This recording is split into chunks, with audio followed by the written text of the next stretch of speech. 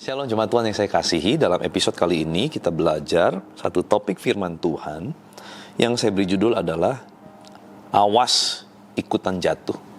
Awas ikutan jatuh. Galatia pasal 6 ayat yang pertama, saudara-saudara, kalaupun seorang kedapatan melakukan suatu pelanggaran, maka kamu yang rohani harus memimpin orang itu ke jalan yang benar dalam roh lemah lembut, sambil menjaga dirimu sendiri supaya kamu juga jangan kena pencobaan.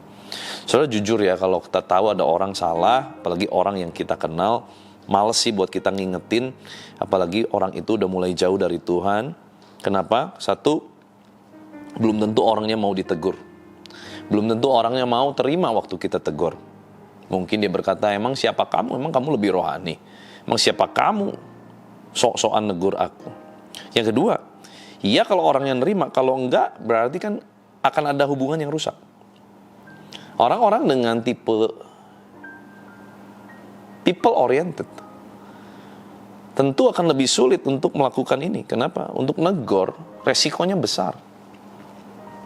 Pasti nggak mau sampai hubungan itu hancur. Dan yang ketiga, kan kita punya satu budaya ya. Orang timur ini punya budaya yang unik. Budayanya apa? Kalau ada yang jatuh, itu biasanya dianggap kusta sama yang lain. Dijauhin, ditinggalin. Dan kalau bisa jangan ada yang deketin. Kenapa? Kalau yang deketin bisa dianggap kusta sama-sama begitu. Nah, ini yang menjadi budaya di timur sebetulnya, seperti itu.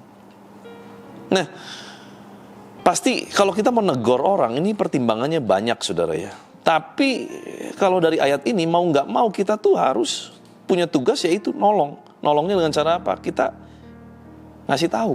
Kalau salah ya kita ngomongin. Bukan buat menghakimi gitu ya, tapi buat ngomongin, kayaknya yang kamu lakukan tuh gak pas deh. Kayaknya itu melanggar firman deh. Ayo dong, jangan jauh. Kamu udah lama lo gak ibadah. Ayo lo, kamu udah lama lo gak baca firman. Ayo lo, kamu kayaknya udah mulai stagnan ya. Kayaknya udah gak ada apa-apa ya. Kayaknya, gitu ya. Untuk ngomong gitu tuh memang gak gampang, saudara. Tapi prinsip tolong-menolong dalam kekristenannya ini.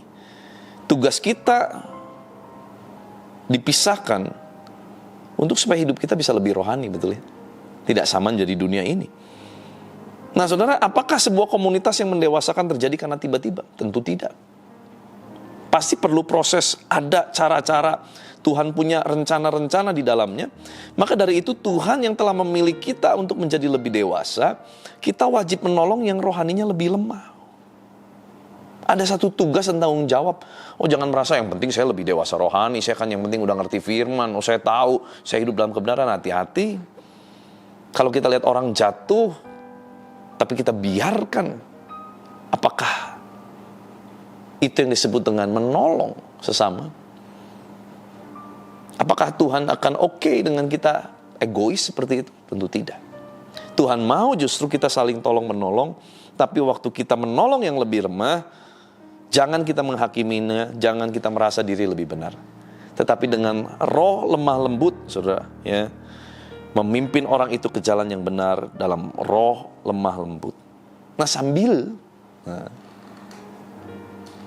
in the meantime, bersama dengan itu, kita harus menjaga diri kita sendiri. Jangan sampai kita ikutan jatuh. Niat hati mau nolong, malah ikut kecebur. Niat hati sih lihat, waduh kasihan ini. Ya, ada satu laki-laki misalkan, kita lihat, wah ini kasihan ini. Dia diperlakukan tidak baik sama pacarnya. Kita niat hati nolong. Akhirnya cinlok, saudara ya. Padahal kita sudah punya pasangan. Akhirnya selingkuh. Nah, itu kan gak bagus, saudara. Itu tidak boleh, saudara ya. Itu yang sebut akhirnya mau nolong malah jadi jatuh. Sayang sekali.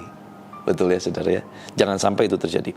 Makanya hati-hati waktu kita tolong, kita harus terus lebih sungguh-sungguh memperhatikan kerohanian kita, jaga.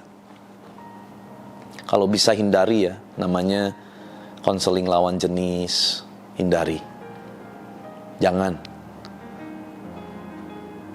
Biarlah laki sama laki, perempuan sama perempuan. Itu jauh lebih baik. Atau kalau memang konseling lawan jenis, bawa pasangan kita. Kalau kita sudah menikah, bawa istri kita, bawa suami kita. Jangan biarkan kita berdua mengkonseling yang lawan jenis. Karena itu riskan sekali untuk kita. Hati-hati, kita harus ada di lingkungan yang dapat mendukung kerohanian kita untuk tetap ada di atas. Karena kemungkinannya cuma dua, kalau nggak naik, nggak mungkin stuck ya. Stuck itu turun sebetulnya. Sebab stagnan itu artinya kita mengalami penurunan, degradasi. Saya rindu setiap kita terus mengalami promosi dalam kerohanian kita, terus mengalami peningkatan, kepekaan, keintiman bersama dengan Tuhan. Tuhan Yesus memberkati. Kita berdoa. Tuhan, terima kasih buat firman-Mu, mengingatkan kami kembali untuk kami boleh berjaga-jaga senantiasa. Bukan cuma kami boleh menegur orang-orang yang lebih lemah dengan roh lemah lembut, bukan menghakimi mereka, bukan mencemooh mereka, bukan mengintimidasi mereka, tapi justru dengan roh lemah lembut membawa mereka kembali kepada Tuhan, ngalamin Tuhan lagi. Dan Tuhan berikan kami kekuatan untuk senantiasa kami hidup di dalam berjaga-jaga, sehingga kami tidak jatuh di dalam dosa, di dalam pencobaan-pencobaan, tetapi kami boleh menjaga diri kami sedemikian rupa, supaya tetap kami ada di dalam hadirat Tuhan, kami melakukan kehendak Tuhan, dan kami boleh menolong orang yang lebih lemah, membawa mereka kembali ke hadapan-Mu. Tuhan berkati seluruh aktivitas umat-Mu sepanjang hari ini, apapun yang mereka kerjakan, jadikan mereka berhasil. Tangan-Mu yang memberikan kekuatan, kesehatan, perlindungan yang sempurna. Biar kuasa kehidupan, kuasa kebangkitan Kristus Yesus Tuhan mengalir memerintah atas setiap kami di dalam nama Tuhan Yesus Kristus. Haleluya. Sama-sama kita katakan, amin. Tuhan Yesus memberkati.